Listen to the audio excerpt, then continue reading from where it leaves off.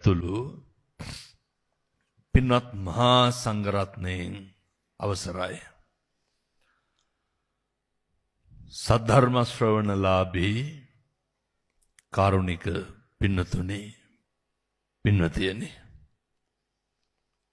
පින්කමේ දායකත්වය දරන්නේ මඩිහ අමරවිලා අධිපති චේතන ගුණසේකර, ඉසුරු සර්ෆිස් ස්කූල් අධිපති ඉසුරු වීරසිංහ.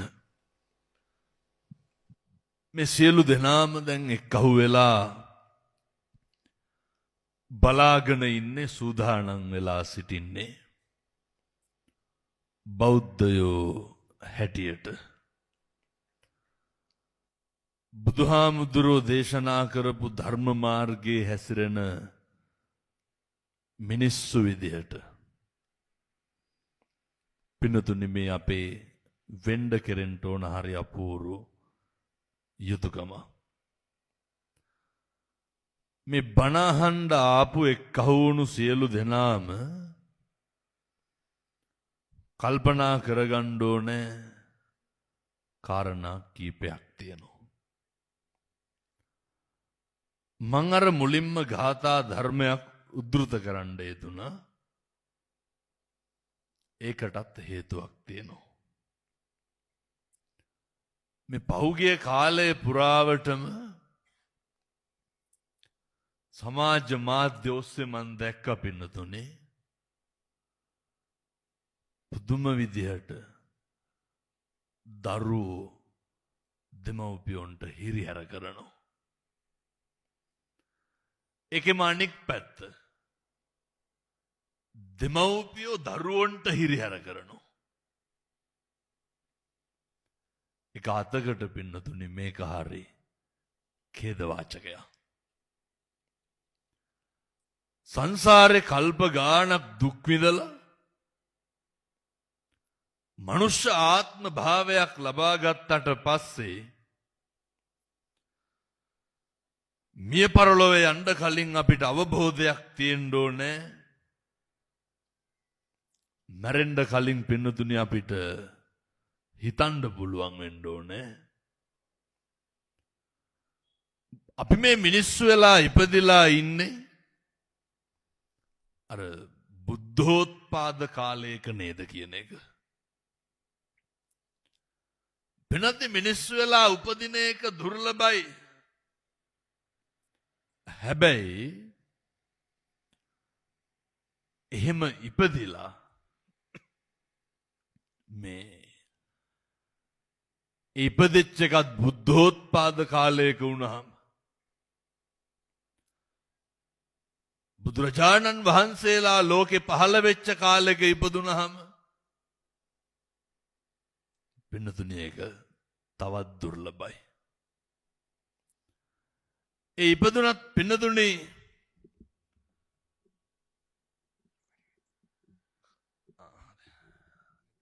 ඒ පතිරූප දේශවාසෝච,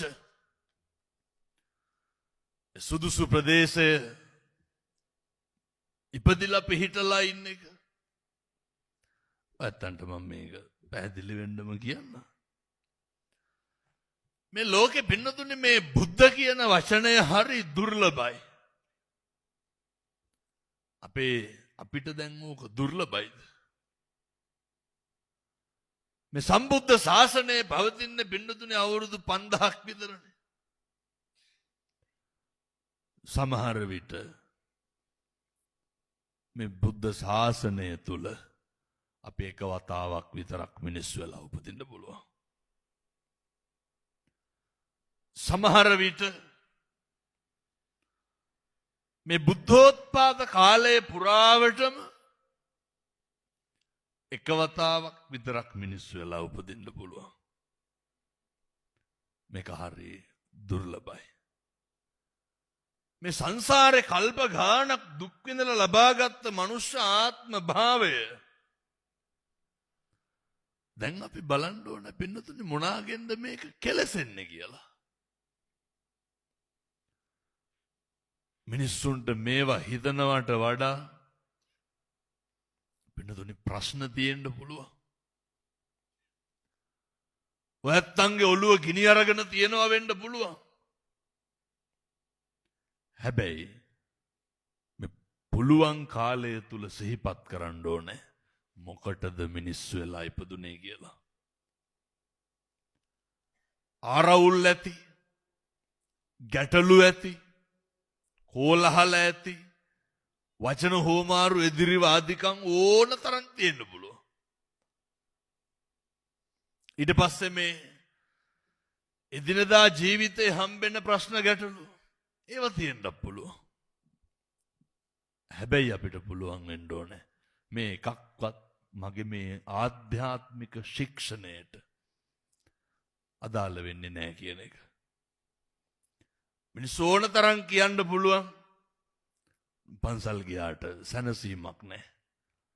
බණ ඇහුවට මගේ ප්‍රශ්නවලට විසඳුමක් නැහැ. අර පින්කම් කරාට මගේ ප්‍රශ්නවලට විසඳුමක් නැහැ.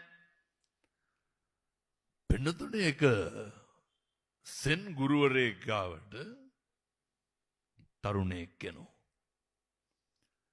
ඇවිල්ලා මේ තරුණයා කියනවා ගුරුතුමනි මට කොච්චර කියෙව්වත් මතක හිටින්නේ නැණි කියලා. මේ ගුරුවරයා කිසිම දෙයක් කියන්නේ නැතුව පින්නතුනේ යනවා තමන්ගේ ගෝලයාත් එක්ක ගංගාවක් අයිනට. කියනවා ගුරුවරයා ගහක් යට ඉඳගෙන මට මූණ හොදන්න වතුර ටිකක් ගේන්න. ගුරුතුමනි මොකේද? අර ඈතින් පේන ඇස්සක් තියෙන්නේ. කුඩයක් තියෙනවා. හැබැයි ඒකේ හිල්. මේ තරුණයා 17 කල්පනා කරනවා කොහොමද හිල් තියෙන භාජනෙන් වතුර අදින්න කියලා. තියෙන ගුරු ගෞරවය නිසාම පින්නතුනේ අහන්නත් බෑ. ඒ හින්දා මොකද කරේ? අර හිල් තියෙන එකෙන් 10 පාරක් විතර ඇද්දා. 10 පාරක් විතර. ඇඟිලි වලින් හිල් වහගෙන අදිනවා අදින්න බෑ. බැරිම තැන ඇවිල්ලා කියනවා. අර ගුරුවරයාට ගුරුතුමනි ඒකේ හිල් වැඩි ඇද්දට තේරුමක් නැහැ. ගුරුවරයා කියනවා තේරුමක් නැත්තේ නෑ. දැන් ඔය කූඩේ අරගෙන බලන්න. පින්නතුනේ කියනවා ඉස්සරලා තිබ්බ විදිහමද දැන් තියෙන්නේ? නෑ කූඩේ බොහොම පිරිසිදුයි. ඒ කූඩේ බොහොම ලස්සනයි. වතුර ඇදලා කූඩේ හේදිලා අර හිල් තිබ්බ තැන් දැන් හොඳට පේනවා. මනුෂ්‍ය ආත්ම භාවයේ තුලත් පින්නතුණු ඇත්තන්ට හිතෙන්න පුළුවන් හැන්දෑවේ ගෙදර ගියාට පස්සේ අර සැනසීමක් නැහැනේ කියලා.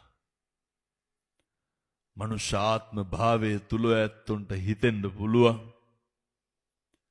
පන්සලට ගියාට සැනසීමක් නැහැනේ කියලා. හිතෙන්න පුළුවන් බණ ඇහුවට වැඩක් නැහැනේ කියලා. වැඩක් නැත්තේ නෑ. වැඩක් තියෙනවා. ඒ වැඩේ තියෙන්නේ පින්නතුනි දැන්. අද පන්සිල් අරගෙන හැන්දෑවේ ඉඳන් ඌව රැක්ක හැකිද? කරන්න බෑනේ. දැන් මේ කියන්නේ ඌව සේරම ඔළුවේ තියාගෙන ගිහිල්ලා ඒ විදිහට ගෙදර ඉන්න පුළුවන්ද? බෑ. හැබැයි අපි පිරිසිදු වෙනවා. අපි අපේ අඩුපාඩුකම් ටික දැනගන්නවා. මේ කරන බොහෝ දේවල් ඉදම්මේ පුඤ්ඤ කම්මං ආසවක්ඛයා වහං හෝතු සබ්බ දුක්ඛා පමුජ්ජතු. පින්නතුනි මේවා සංසාරේ කවදා හරි අපිට සැප විපාක පිණිස හේතු භූත වෙනවා. පළවෙනි කාරණය අපේ රූප ස්වභාව ලස්සන නැත්තම් උපදි සම්පත්තිය නැත්තම් මම මේ කියනවා එක එක හිතන්න ඕන දැන් හොඳ. පහල ඉන්න කට්ටිය එක දිගට උඩ බලාගෙන ඉන්න එපා. බෙල්ලත් එක්ක එකක් වෙන ඉපා. එකින් එකට හිතන්න ඕන. අපිට සල්ලි නැහැ. අපිට හොඳ ගෙවල් දොරවල් නැහැ. මගේ විවාහය අසාර්ථකයි. බිරිඳගේ පැත්තෙන් එක්කෝ ස්වාමියාගේ පැත්තෙන්. මගේ දරුවෝ කීකරු නැහැ. මට ලැබීම් නැහැ. මේ මොකක් හරි හේතුවක් නිසා මිනිස්සු මට ප්‍රිය කරන්නේ නැහැ. මට රෝගාබාධ වැඩි. ඔය ඕවන අපිට තියෙන ගැටලු. එකින් එකට හිතන්න.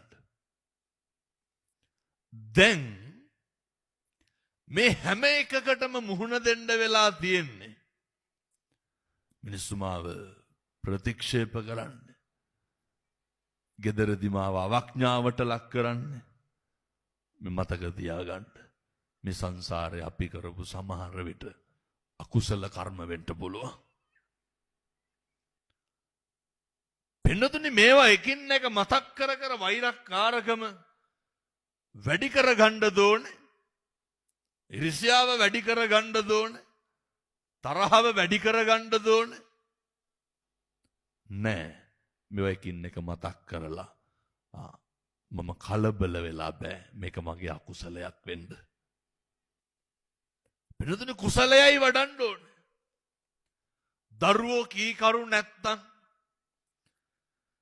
කියන දේ අහන්නේ නැත්තම් නොබිනා වැඩ කරනවා නම් දරුවෝන්ගෙන් තියෙන්නෙම සිත්‍රිද වීම පමණක් නම් අපි මොකද කරන්න ඕනේ? පින්නතුනේ වෛර බඳින්න ඊට වඩා භයානක දේවල් සංසාරේ මුහුණ දෙන්න වෙනවා. අර දැක්කද ඊයේ පෙරේදා දරුවර අම්මට පාරට ඇදෑදා ගහනවා පොළුවලින්. පාරට ඇදෑද ගහනවා. පහුගිය දවස්වල එක දිගට වතුර ගිලිලා මැරෙනවා. පින්නතුනි මේ 99ක් රෝග ව්‍යාධීන්ගෙන් ගහන මේ ශරීරය අර ඕනම වෙලාවක ඕනම දෙයක් වෙන්න පුළුවන් මුහුණ දෙන්න පුළුවන්. මෙහෙම ශරීරයක් අපි නඩත්තු කරන්න. ඒ නිසා එක මොහොතින් මොහොත සතිය වඩන්න පුළුවන් වෙන්න ඕනේ. මොකේදද? මම අතින් අකුසලයක් වෙයිද? මම අතින් පාප කර්මයක් වෙයිද? මේවා අපේ පින්නතුන්ට මොහොතින් මොහොත වඩන්න පුළුවන් වෙන්න ඕනේ. මේ හැම එකකටම බලපානවා පින්නතුනේ పూర్වේ කරපු අපේ කුසල කර්මයන් ටික අකුසල කර්මයන් අර පව්පින් ටික බලපාන්න පුළුවන්. ඒ නිසා මේව දිහා බල මේක හොඳයි මේක නරකයි කියලා තීරණය කරන්න පුළුවන් එකම ආත්ම භාවය තමයි පින්නතුනේ මනුෂ්‍ය ආත්ම භාවය. ඒ වගේ උත්තරීතර ආත්ම භාවයක් ලබලා තියෙන්නේ. සබ්බපා පස්සා කරන සියලු පව් නොකර ඉන්න පුළුවන් ආත්මේ මනුෂ්‍ය ආත්ම භාවය. කුසලස්ස උපසම්පදා කුසල් විතරක් පෙරලා බේරලා හදාගෙන ඉස්මතු වෙන්න පුළුවන් ආත්ම භාවයත් පින්නතුනේ මනුෂ්‍ය ආත්ම භාවය. දැන් කොහොමද ඔය මිනිසත් භාවය කෙලසෙන්නේ? ගෙදර ඉන්නකොට අර මං කිව්වේ පහුගිය දවස්වල දිගටම දෙමව්පියොන්ට